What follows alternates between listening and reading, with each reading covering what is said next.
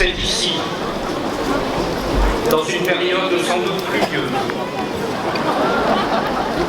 lorsque le parapluie n'existait point encore, qu'un certain mois de mai 1429 se noua le sort du royaume de France, si loin et pourtant si proche.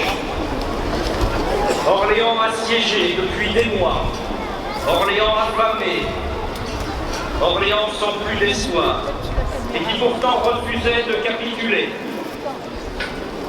Orléans qui défiait les vents contraires, Orléans qui défiait les ouragans et les quelques gouttes de pluie.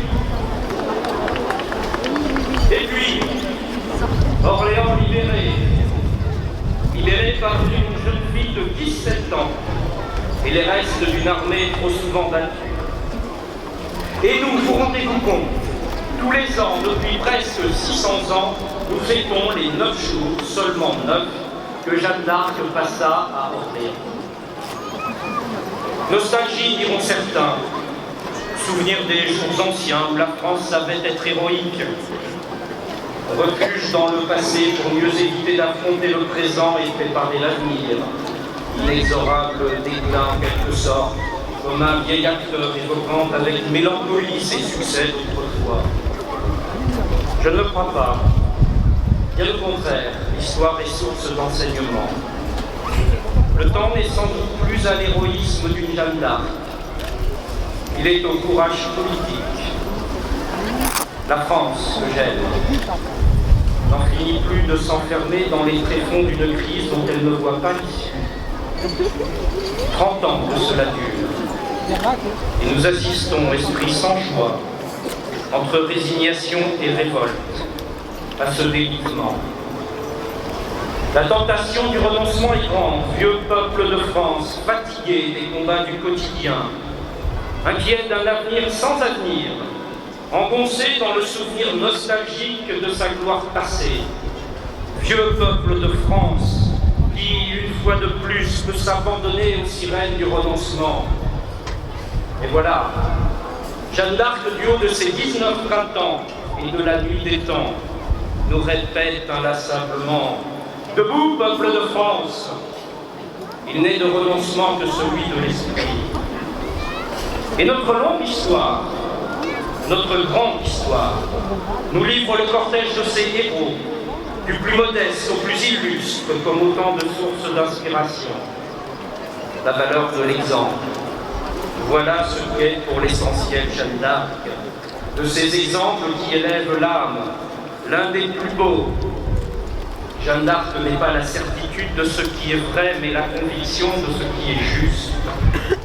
Nous célébrons aujourd'hui une femme de chair et d'espérance, et une volonté.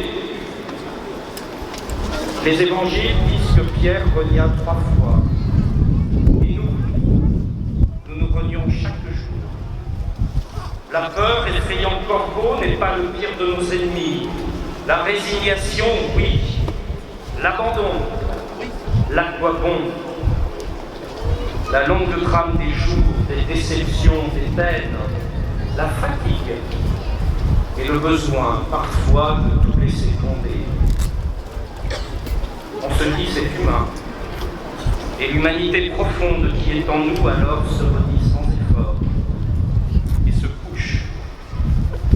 Mais chaque fois qu'une Jeanne crie Jésus sur une place de marché, chaque fois qu'un Champlain saignant et mourant dessine son bourreau dans une ultime caricature du mal, chaque fois qu'un Gandhi reprend son bâton pour quelques pas encore, chaque fois qu'un homme, une femme, renonce à la douceur des reniements raisonnables, l'humanité se relève et progresse. Voilà l'inspiration. Eh bien, je veux croire qu'il est encore dans notre pays suffisamment d'intelligence et d'énergie pour y puiser les sources du redressement. Car nous, Français, portons en nous cette incroyable capacité de rebondir lorsqu'on nous croit moribonds. Orléans assiégé, mais Orléans libéré. Une terre de France à l'agonie, un royaume renaissant, un gentil dauphin à Bourges, un roi de France à Reims, redressement de la France. C'est cela que les Français attendent entre résignation et révolte, c'est cela que vous attendez. Toute notre histoire n'est faite que de cela. De Valmy à Verdun, des soldats de l'an 2 aux poilus de 14, du jeune tambour Barras au tigre Clémenceau, de Jeanne d'Arc à De Gaulle. Oui, je le répète, le temps est au courage politique. Le courage de la lucidité contre le refus de la réalité. Notre modèle de société construit au temps des Trente Glorieuses prend l'eau de toutes parts, et aujourd'hui en particulier. Courage de le dire, courage de le changer. Le monde est en plein chambardement. Courage de le dire. Courage de l'intégrer sous peine de ne plus exister. Le courage de l'action contre l'immobilisme. Les larmes de Churchill, sans doute, mais la victoire, c'est-à-dire le redressement. La France ne retrouvera l'efficacité des résultats qu'à l'aune des sacrifices qu'elle consentira. Mais alors, loin du délitement insidieux, elle retrouvera les chemins de la prospérité. Le courage de l'exemplarité contre les compromissions. Le peuple de France attend une ambition. Il assiste au jeu de cour, les poisons et les délices d'un système usé. Efficacité, équité, exemplarité, tel est le projet. Voilà l'inspiration, voilà l'enjeu, le défi. Cher Stéphane Bern, ici à Orléans, nous aimons Jeanne d'Arc. Nous aimons notre histoire.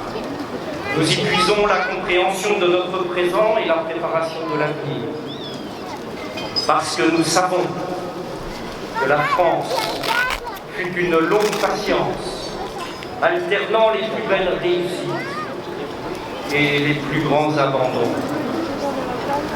Nous savons, une fois de plus, une fois encore, il nous faut porter le rassemblement contre les divisions, le grand dessein contre les médiocrités, l'ambition contre le renoncement, pour que vive Orléans, vive la République et vive la France.